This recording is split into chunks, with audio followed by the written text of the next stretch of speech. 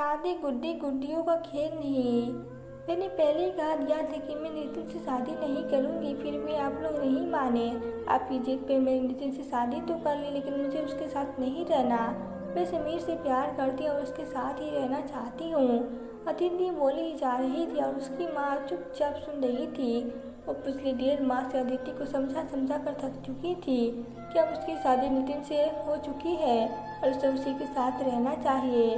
बेटा, अब तुम्हें समीर को अपने दिल और दिमाग से निकाल देना होगा। अब तुम नितिन की हो चुकी हो। माँ ने फिर समझाया तो अदिति भड़क उठी। आप चाहे कितनी भी कोशिश कर ले, मैं समीर को कभी नहीं भूल सकती। अदिति माता पिता की बेहद लाडली और इकलौती बेटी समीर से प्यार करती थी, लेकिन उन्हें समीर पसंद नहीं था। वजह समीर भले ही एक अपने बिजनेसमैन बाप का बेटा था, लेकिन उसके बारे में अदिति के पापा को अच्छा फीडबैक नहीं मिल रहा था। उन्हें पता चला कि समीर बिगलर प्रवृत्ति का है और उसका अच्छे लोगों के बीच उठना बैठना भी नहीं है। समीर का अदिति से पहले भी कुछ लड़कियों के साथ अफेयर रह चुका है। यह बात समीर से शादी की जिद पर पहले से अदिति को उसके पापा ने बताया भी थी, फिर भी वो उसको छोड़ने के लिए राजी नहीं हुई। उसने साफ कह दिया कि वो समीर को अच्छी तरह जानती है, वह गलत नहीं है। शादी के बाद वो उसका साथ निभाएगा और अगर उसमें कोई कमी भी हो तो वो उसे सुधार लेगी। लेकिन अदिति के पिता का फैसला था कि शादी ब्याह गुड्डी गुड्डियों का खेल नहीं। वो अपनी बेटी का हाथ किसी ऐसी लड़की को नहीं दे सकती जिस पर उन्हें भरोसा न हो। आखिर में मन मार कर अदिति को पापा की जिद के आगे झुकना पड़ा और उसकी शादी नितिन से हो गई। उसने मन में ठान रखा था कि शादी के बाद भी समीर से मिलना नहीं छोड़ेगी। वो नितिन को अपने पास नहीं आने देगी तो नितिन खुद ब खुद उसे छोड़ देगा। अदिति ने नितिन को खुलकर कह दिया कि उसकी शादी उसकी मर्जी से नहीं हुई है, ये रिश्ता पापा की जिद पर जुड़ा है। नितिन को इस बात का झटका लगा कि उसकी शादी ऐसी लड़की से कर दी गई है जो पहले से ही किसी और को चाहती है। लेकिन नितिन बेहद समझदार और संस्कारी लड़का था।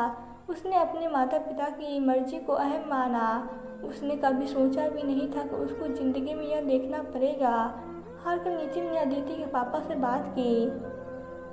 उनका कहना था कि समीर अगर अच्छा लड़का होता तो उनको अदिति से शादी करने में कोई एतराज़ न होती। शादी के बाद अदिति मायके जाकर फिर नितिन के पास नहीं लौटी। एक दिन अचानक अदिति समीर के पास पहुंची और कहा, मैं नितिन से तलाक ले लूँगी और हम दोनों फिर से शादी करके हंसी खुशी रहेंगे। लेकिन उसकी सारी बात चुपचाप सुनने के बाद समीर ने कहा, अदिति, अब हमारी शादी की जिद तुम्हें छोड़ देनी चाहिए। अदिति को समीर से ऐसे जवाब की उम्मीद नहीं थी। उसने उदास होकर कह दो कि तुम मजाक कर रहे हो। नहीं अदिति, समझने की कोशिश करो। तुमसे शादी करने के लिए मम्मी पापा को राजी करने के लिए मुश्किल होगा। उसके बाद समीर ने जो कहा उससे अदिति के दिमाग पर हथौड़े चलने लगे थे। लेकिन समीर, मैंने तो नितिन को खुद से दूर ही रखा है। कांपते होठों से अदिति ने उसे समझाने का प्रयास किया, लेकिन समीर जैसे अदिति से छुटकारा चाहता था। वो झटके से उठा और बोला, आखिर बार कह रहा हूँ, मुझे भूल जाओ और फिर कभी ना मिलना। यह हमारी आखिरी मुलाकात है, बाय। यह कहकर समीर वहाँ से निकल गया। वो सोचने लगी कि उसके पापा कितने सही थे।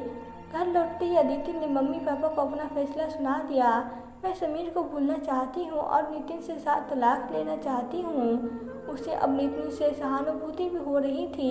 मन में यह चिंता गहरा रही थी कि समीर के अफेयर की बात जानकर नितिन उसको क्यों अपनाएगा। यह सोचकर अदिति ने नितिन को मैरिज किया।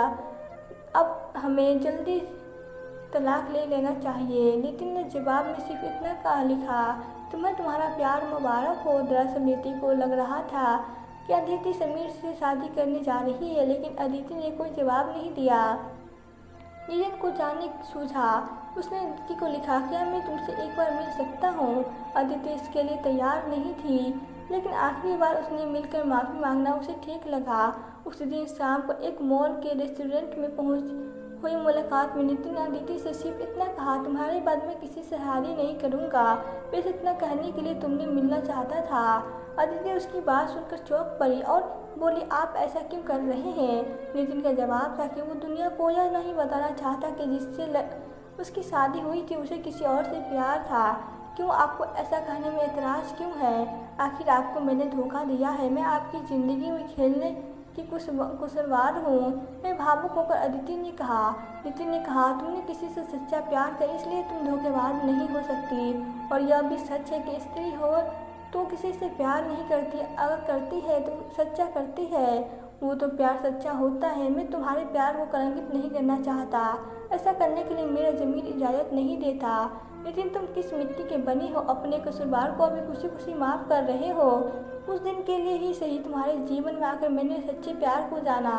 अदिति की बात नितिन चौंका। इससे पहले कि वो कुछ पूछता, अदिति वहाँ से जा चुकी थी। नितिन उसे रोकने का कामयाब नहीं हो सका। 1 घंटे बाद अदिति के मोबाइल पर एक मैसेज आया, क्या तुम अपने घर आना चाहोगी? भरोसा दिलाता हूँ कि अदिति के उन पन्नों को याद कभी नहीं आने दूंगा, भुला दूंगा। कुछ भी ऐसा हुआ भी था। नितिन मैसेज पढ़कर अदिति की आंख भर आई। वो जाने की तैयारी में जुट गई।